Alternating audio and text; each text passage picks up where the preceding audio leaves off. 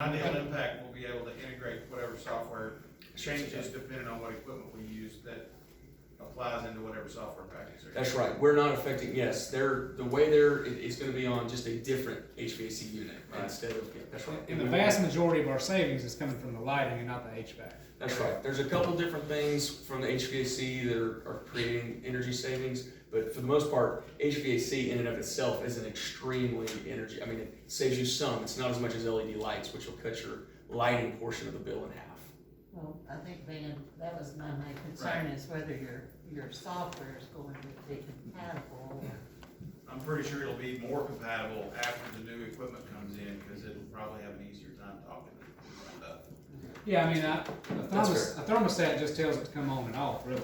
So, I mean, it's not really gonna affect the HVAC. It's gonna come on when it's supposed to and go off when it's supposed to. That's right. We won't affect their That's my project. understanding. We won't affect their project at all, except for now, what they're operating will be more efficient. Okay, thank you. We had over I have 70. I'm Go gonna ahead, ask, Howard, I'm if sorry. I can ask a roofing question, because this is my pet peeve. A few years ago, I think when I was at Parnell, we had 39 leaks.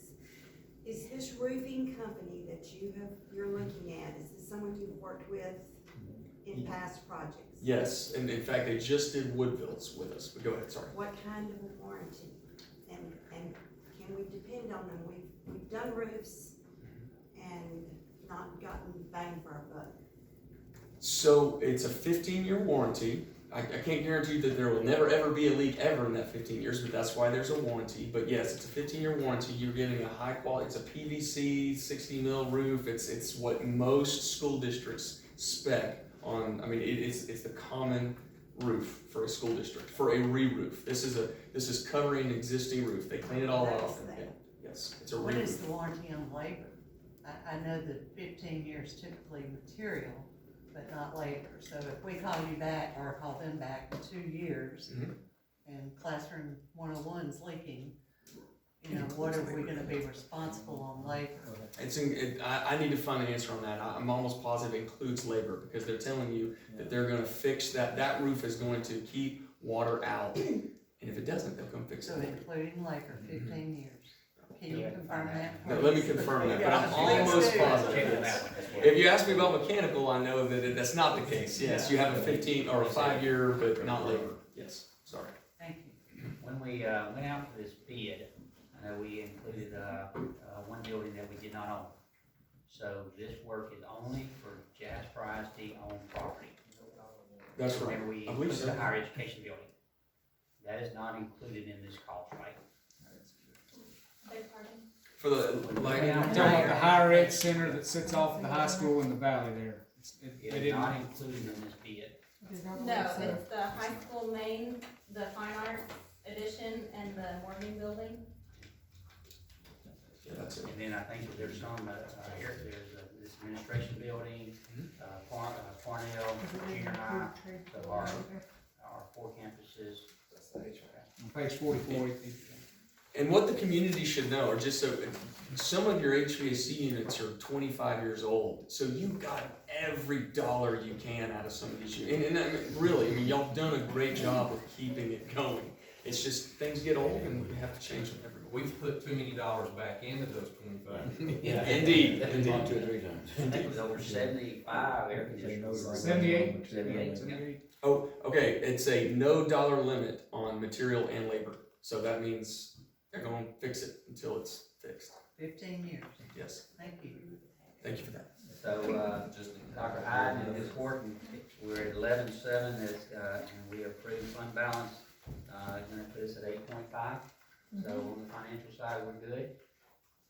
Okay?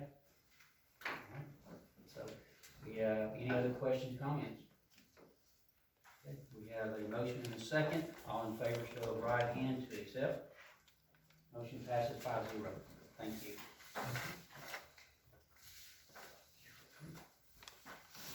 Next item on the agenda is action item C, which is consider and if appropriate approve the JFL AEML grant. Go ahead. Yeah. We could first that would be Ms. Jocelyn. So on those acronyms, and Adam is y'all get me all the time with that, don't you? So Good those evening. acronyms are, Good evening, board. We had this opportunity when we attended a conference with the Aspen Institute. We were looking at some of the issues that we were facing with being able to offer our students apprenticeships in our area. And we recognized that that was one of our deficits. So JFF contacted us, which is Jobs for the Future.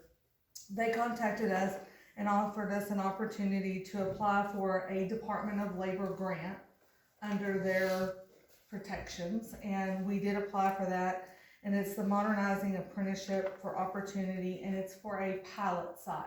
So our obligation really is under 1 year at this time, and the benefit for this grant is that it takes our CTE, not just our dual credit, but our CTE programs, and finds businesses within the community who want to become have an apprenticeship model, and we get the technical advice from this grant to help those businesses to become registered apprenticeships. And by doing so, it offers our students an opportunity to work in the real world settings. It partners along the lines of what the Workforce Development Board does at certain areas. But what we found is really in the Jasper area, we have 3 apprenticeships that we can use, and they're really based out of the Beaumont or Buna area and work because they do a lot of their work in Jasper, but we don't have necessarily someone in the Jasper area. So this grant was applied for with JEDCO, and it requires no funding from our part. After we complete the reports at the end, there are 2 reports that we do, one in July and one in December of 2020. Then they give us $5,000 for our time of completing the reports. In the meantime, JEDCO and the Chamber of Commerce would be taking a big portion of the lead with this and reaching out to the businesses to see who is interested in looking at an apprenticeship, but it has to come through a school district to show the need. So we did apply, we have been awarded, we were one of 37 applicants, and only 4 were awarded this grant opportunity. They see the need in rural Deep East Texas, especially in a remote area like Jasper. So our recommendation is that we accept this award, grant the superintendent permission to sign the contract and approval. It says for procurement process and according with the terms, we really don't have anything to procure at this time, but when they release funds in July and December, if there is something that we want to earmark that money for to help support our students, we'd like our superintendent to be able to take care of that business. okay, so we have a recommendation from administration for the acceptance of this award. There's 3 parts to it. Acceptance of this award, granting the superintendent permission to sign the contract, and approval to begin the procurement process in accordance with terms of this contract immediately upon acceptance of the grant. That is the recommendation. Entertain a motion. So moved. Mr. Brand, Second. second from Dr. Kamak. So questions. Question 1 is, what 3 apprenticeships? The 3 apprenticeships, there's currently the apprenticeships that are available are for electrical, air conditioning, and welding. As you mentioned, workforce, and as we discussed in one of the meetings, we are looking at an RFA that's going to be released and should have probably middle of the month, end of the month. We will be applying for that apprenticeship. And when I look at these 3 apprenticeships, electrical, HVAC, and welding, is what age group? Because a lot of those have, if you're 8, you have to be at least 18 to do that. 17 in some of these cases, but what we're looking at with this grant is expanding and getting additional apprenticeships. So those are 3 that we already have some access to that are coming out of Buna and Dr. Hyden, can you help me with the name of the company in Buna? STI. Southeast Texas Metal Work. And then in Beaumont, they have the Plumbers Association as well that can be added onto. What we're struggling with here in the Jasper area is that our students don't have transportation to get to those site locations. And this AMF fund is not just for those apprenticeships. It's to, let's say Stuart Glass wants to add and become one that allows students to come in and do an apprenticeship in the glass industry. Then this opens up that opportunity for Stuart Glass to become a registered apprenticeship, and the technical assistance takes the business owners through the process and opens up the opportunity for our students. So we have so many different industries in our area that our students could benefit from, but they're not registered apprenticeships and or apprenticeships set up. So the business owners may not know how to do that, but that's what JFF under the Department of Labor is supposed to be working on. So what I'm seeing here is 5,000 and 5,000. Is there gonna be additional money for this grant? Because there is no way for $10,000 you're gonna get an apprenticeship. Yes, And then the second thing, that when you have a registered apprenticeship for working is completely different from registered apprenticeship for training.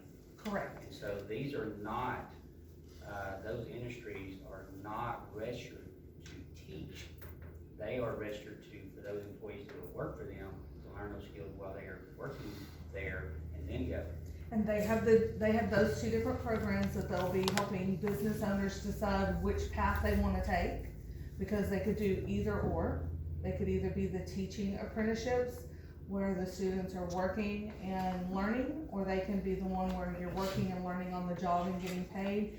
And this, in December, this program does start to come with money for the businesses if they want to do the hire and teach on the job. There's funding through the Department of Labor for that. So are those teachers are they gonna come in here to teach those? They are coming here. So we have got a commitment from those employers to come to Jasper to teach those classes. We have a commitment from JFF and the Department of Labor to send the technicians first You have To a work commitment with- from the Department of Labor, through this grant, yes. okay, because this is a completely different, because as we discussed in that meeting, and that is why I have some concern, because that is what I told you we were applying for, and now it seems like we're This in is- you keep telling me that, but I went back and read those emails. This is a, competition, a competitive deal for us as we discussed in workforce. But at that meeting we discussed, the JFF, we were not going down the apprenticeship program. We were taking a completely different approach. Now we're going into basically at the same thing that workforce was going. This one has to do with a school district versus the workforce board. There are two different paths for that. Okay, that was the way it was explained through It JFF. was not. It may have been the way you went to JFF, but it was not the way we explained in that meeting when I met with you and, Mr. Lewis, Ms. Lewis, and Mr. Hadnot. And my workforce center manager was there. That is not the way it was explained to me, and that is why I gave you the information on the apprenticeship program. Yes, sir, and these are two different programs from the description that What I'm JFF saying is gives. you are not going toward an apprenticeship. You are not focusing on the apprenticeship with the JFL. You are focusing on out-of-school youth, on that 18 to 26, to see how we can assist them in going to work. And there was never any mention about apprenticeship until I discussed it with you, that the workforce board would be applying for that grant. And so this is my concern, is because I have been looking at this, and for 5,000, there is not enough money to do an apprenticeship. And if we're going to move forward with something, we need to make sure that we have the funding that is set aside for that commitment. This is for technical assistance for businesses to determine if they want to become apprentices. This is not for us to do the apprenticeships. This is for the technical assistance for the people in the Jasper community, business owners, to determine if an apprenticeship is appropriate for their business and to get the assistance that they might need to follow that through. What age student is this geared toward? This can be as young as 16, but it really depends on the industry. The industry guides which age level it would be. For instance, if you wanted to do apprenticeship for truck driving, then you gotta be 21.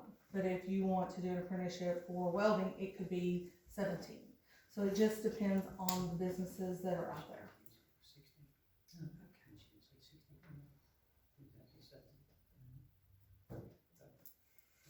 So we have a motion, a recommendation and a motion, so all in favor, show of right hand.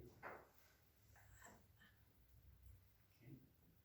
I'm going to abstain, okay, due to a possible conflict of interest. All opposed, same show of hands. I'm not sure I understand what, I don't understand. Okay. I mean, I know that the workforce offered me what sounds like very similar to what you're talking about when we met over at the higher ed building. And, the gentleman from Austin came over and he was asking me if I was familiar with it, and, Aaron Emerson, yes. PwC Commissioner. And it does sound like to me the same thing, from what I'm hearing. I'm not, I just don't feel comfortable voting for or against something I don't understand. I really don't understand what We have a exactly we're voting for. deadline on this thing. Do we have to react, I mean, can you get us some information? I can I'm get, sorry. I can get you the full grant write-up. It's a couple hundred pages, but we can get you the full grant write-up. There are a couple of, Take it up. if we're participating, there are a couple of webinars available as well, and then the technical assistance coming here. If we don't accept, we won't get the technical assistance. I don't know if we can participate in the webinars if we're not participating in the grant. Can you explain again exactly what is the $10,000 supposed to cover? Can you? At this time, they haven't given us anything specific that we need to use that money for. It seems like it's administrative cost for the time to do the report. There has been nothing attached to it that we had to spend it on. They would release $5,000 to us. When we first applied for it, we thought we were just getting some technical assistance for our area. The $10,000 came in there toward the end, where they said we would also get this $10,000 when we completed those 2 milestone reports. Which is something we have not gotten. I will just say this, in all the grants I've written and that we've received, close to $2 million worth of grants, we've received 0 money for any of the time and effort it takes to put any of the reports together. So I thought this was kind of a little bit of a bonus for our district, because we haven't been receiving any support for all of the extra that we do when we get those grants. So that's the way it was explained to me. But again, until we have the contract, I mean, I can ask for a conference with them to get some more information. Until we have the contract and we do the webinars and we have that technical person sitting there to talk to us about all that is going on, we have no obligation for funding from our district. It's a little bit of time here and time there to get more information. That's my I will go concern with the is wish of the that board. If we move forward with, just like you said, the technical part, and then we get the approval, there's gonna be a need for a lot more money in order to, support that apprenticeship program, because, you have to be on the approved list to be the training sites. I mean, you're talking several $100,000s for that, and so is JFF, are they gonna be willing to put that money in? This is part 1 of a grant. I have not seen any JFF, Aspen, even Temple grants that we get into that don't have an opportunity for bigger funds later on to support it after we get our initial feet wet, to find out if we want to continue. Because after we do this part, we can always say, yeah, that's not gonna be what we want, that's not what we thought it was going to be, this is not something we want for our area, and we can stop at that point. But it's one of those, if you don't get into it and learn about it, you'll never know what that opportunity could be. And that opportunity is what we're always seeking, especially for our CTE students, a place where they can take their skills that they're learning in class and turn that into an opportunity to put it in the real world, and then turn that into a livable wage, livable, sustainable wage. So that's how this grant was presented to us, and that's why we felt like we should go for it. So we don't have an obligation to funds from JISD, No, sir, period. period. So I'm all about opportunity and expanding what our options are. We always have the right to say no if we don't like the option we see, Correct. which is what we get paid to do. So I'm struggling with the idea that we can't agree to seek the option with the right to say it's not working, or it won't work, or whatever. I'm having trouble understanding that part. Well, and that's why I said, I would abstain from the vote, but as we discussed in the meeting, my concern is that from my standpoint, and we cover, and explain that to Ms. Johnson and the group, is that we represent 12 counties. We do not currently have an apprenticeship program in those 12 counties, and that is something that we have been wanting to pursue. And so if we have one county that gets that, then that may hinder that one county or those 11 counties to get that, and I'm like Dr. Hyde, and I'm all for the opportunity for that.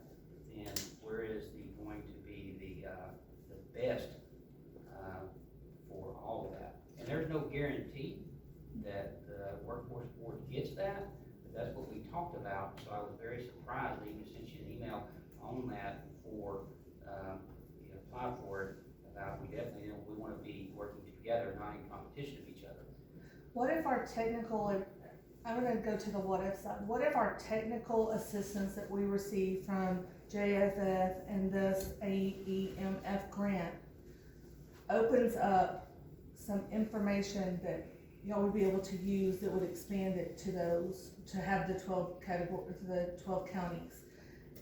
Because this technical advice that's coming to us is something that we don't have in our area. And that's one of our biggest issues, is that when we're trying to expand a program or we're trying to find these next opportunities, you find them in the big cities. It's easy to go to Beaumont and find some apprenticeships, especially if you want to work offshore welding or one of those areas. It is not easy in Jasper County. It is not easy in Jasper proper to find that for us. But so what if this technical assistance that we get, that we have no obligation to financially, what if that opened up opportunities and opened up eyes and the vision for people to say, that might be something that we could do, and then you're able to use that in your grants or in your opportunity to expand it to the 12. I see it differently. I see it as an opening a door versus a stop point for somebody else's opportunity to grow. So you see no downside for the district? I don't at this time, and if I did, and the moment I do, you'll know about it, because anytime that a grant takes us longer to do or requires more of us than we get out of it, I'm the first one to go say, we've had many opportunities for grants recently that I've sent to Dr. Hyden, and his response has been, what do you see in this? And I give him the pros and the cons, and there have been a couple that we have decided together, this is not in our best interest, just because it will take so much away from what we're doing already. And so we don't apply for them. We're not out there just trying to grab any money we can. It's gotta really benefit our programs and align with the board's mission and vision, and if it doesn't, then we don't do it. Crystal? Yes, ma'am. One of the things I'm curious about, the board, in our district, should be concerned about the age group which we represent, which is kindergarten through 12th grade. Yes, Or ma'am. pre-K through 12th grade. And you said 21 could be part of that. So why are we involved in, explain to me how the 21-year-old, we should be concerned with, not concerned, I guess that's not a good word to I use. know what you mean. But how is it our responsibility to take care of the 21-year-old that's already out of school, and not only out of school, by 3 years out of school? You know, why is that our board's responsibility to be looking at that? Well, I'll start by saying that we do have students and we have a duty to educate, especially our students with special needs until they are 21. So we have students who are 18, 19, 20 still in our school system. Right, that are special needs. That are special needs. Right. We also have students that are with an apprenticeship, for instance. I'm going to stick to this grant. With an apprenticeship, for instance, they might get out of school, high school, and they start into an apprenticeship. And that apprenticeship, if you talk to the Plumbers Association, an apprenticeship is 5 years. So those 4 or 5 years that they're in those apprenticeship programs still come back on our accountability. Just like that if they go to college. We still get reports back on accountability for them for 4 to 6 years later. If a student leaves and goes to SFA and they don't complete their bachelor's degree in 4 years, we get accountability measures on that. If they get it in their 5th year, we get accountability measures on that. So we do have a duty and an obligation under TEA's guidance for accountability to make sure that we are watching not just our special ed students to age 21, but all students to age 21 and beyond, because they might not graduate till they're 19. If they're 19 when they graduate and we have accountability on them for 4 years, we have them until they're 23. So it doesn't stop at 21. We chose to target the specific group that we saw coming back to Jasper or not leaving Jasper to further their education, whether it was a career or college, an apprenticeship, anything that would get them gainful employment. And we limited the years that we were really focused on them. But TEA has not limited those years. They have said you are responsible for making them college and career ready from the time they leave you 4 years out. We're going to monitor. And when we look at those accountability reports that Stacy gives us each year, you see those sections on how many of our students went to college, what their grade point averages were, and where they are. We have that duty.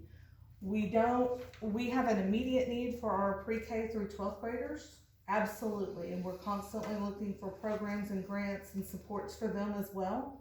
But we also have a duty and an obligation to this age group because they still are tied, no matter what you do, they are still tied to Jasper ISD. On that accountability, is there any funding tied to that?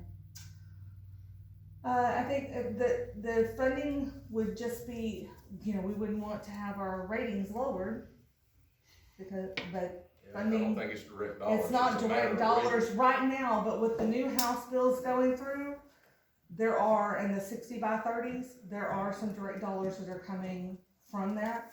It just hasn't been fleshed out by TEA yet. But up to this point, the answer to that would be no. So you're cutting this apprentice or this off at 21, because I know the meeting I was in was talking all the way up to 26. We are. So y'all agreed to 21? Yes, sir. So 16 to 21.